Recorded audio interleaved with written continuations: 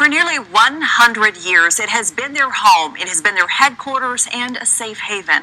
Yeah, but now many FLDS families being evicted from Colorado City, Arizona, and Hilldale, Utah. 3TV's Mike Watkiss here in the studio with us tonight. Been covering this community now for decades. Yeah, and some are saying these evictions are a form of genocide against the FLDS people, while others believe it is a self-inflicted wound brought on by following Warren Jeffs.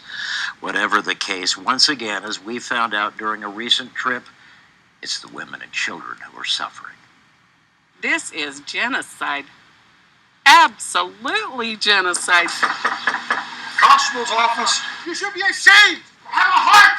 Have a heart for one day. They're stealing these houses. We feel like everything's being taken away from us. Constable's office. We have single mothers with no money sent out on the street, literally becoming homeless. So genocide belongs to Warren Jeffs. He has created a mass genocide in this community by destroying families. Take my hand. I want to help. Off the property. In a community today known as much for turmoil as it is its pastoral prairie dresses and practice of polygamy, the winds of change now blowing in a place called Short Creek like never before. The twin border towns of Colorado City, Arizona, and Hilldale, Utah, where today conditions traumatic and turbulent for many of the community's FLDS faithful. It's a mother and 9 children. She's trying to find a place that's going to fit. How many places are there that can fit a mother and 9 children? On this recent blustery day, a dramatic scene that has played out here before. A Mojave County constable, a locksmith, and a representative of the trust that controls most of the community's land, carrying out court-ordered evictions. When they started doing these evictions, they were doing them on a case-by-case basis once in a while.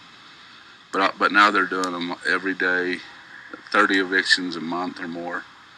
And I think that's wrong. The people being evicted, for the most part, women and children, all faithful followers of Warren Jeffs. The FLDS prophet now locked up for life in a Texas prison for sexually assaulting 2 of his young, underage plural brides. I love Warren Jeffs. I love him as my prophet. I shut myself off to that negative about him. You don't believe it's true? I know it's not true.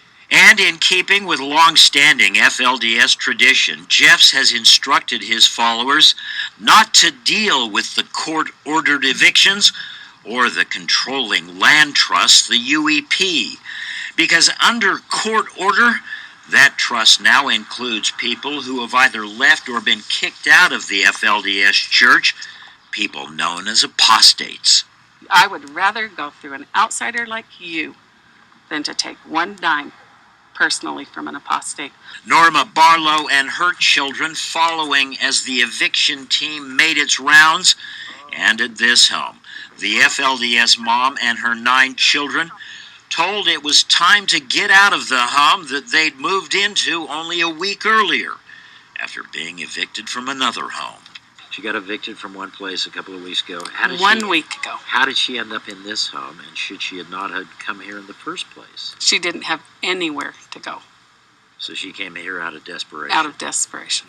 But representatives of the UEP Trust say no one has to be evicted if only the FLDS families would sign what's called an occupancy agreement and pay a $100 monthly fee that can be forgiven in cases of hardship. The taxes are now coming up due again for 3 and 4 years in the rears, and they're just not participating. They choose not to. They think they're above the law. They think Warren is the law. Indeed, critics of Jeffs say if there is a, quote, genocide, it has been committed by the prophet against his own people.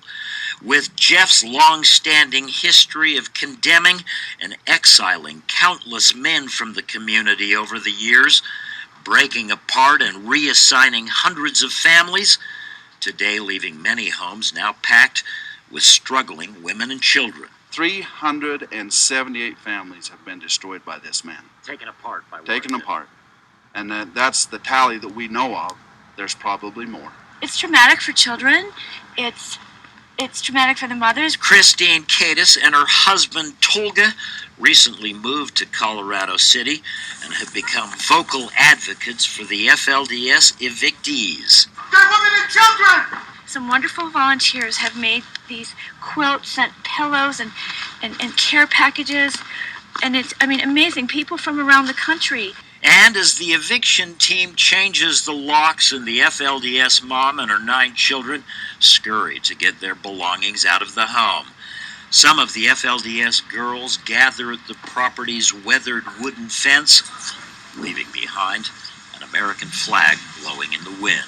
Where are the folks who are leaving? Where are they going? All over the nation. Wherever they can go. Yeah, many of the FLDS are scattering around Utah and Arizona and throughout the country. Many of the homes that the FLDS have been evicted from now being occupied by those people known as apostates, as the non-FLDS population continues to grow and the direction of the community continues to change. I mean, it's just an incredible story. I know you've been covering this for 40 years, Mike. A long time. I mean, is this, just the dismantling of the FLDS community in those 2 cities? They've certainly lost their power, their sort of ironclad power. We've got a real diversity, relatively speaking. People who are not FLDS moving in there.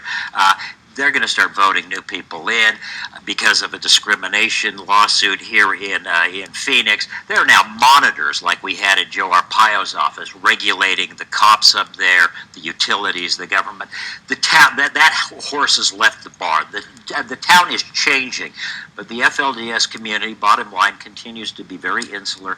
A lot of suffering inside. And I think, we went up there recently. I've been going up there for nearly 40 years, and we started this to address the suffering and abuse that women and children face. Going up there, a couple of days ago, I realized that after 40 years, I don't know how much change has happened because there's still a lot of suffering. Some good groups are reaching out to help these displaced FLDS families, but still, the women and children inside the FLDS community seem to be the pawns always in this, and they are the ones who suffer.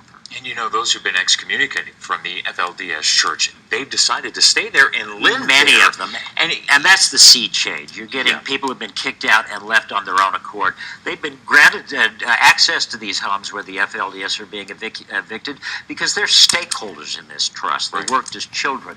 But that changing demographic means the FLDS are never going to have the kind of control they've had in the past. Right. But people ask me, the FLDS or the fundamentalists have been in that part of the world for 100 years. And I say they'll be there 100 years from now. Mike Watkiss, it You're is always probably right. a pleasure to have your knowledge and just to have you here on appreciate set it. today and to be able to chat about it with It's you. an issue No that's- other reporter has it It's an covered like you issue do. that's important in the state, I think. Well, thank you, my Absolutely, friend. and then Appreciate you've got it. hundreds of women and children suffering. Everyone Absolutely. should Bottom care. line. Thank you very Thank much, you. Mike. Thanks. We start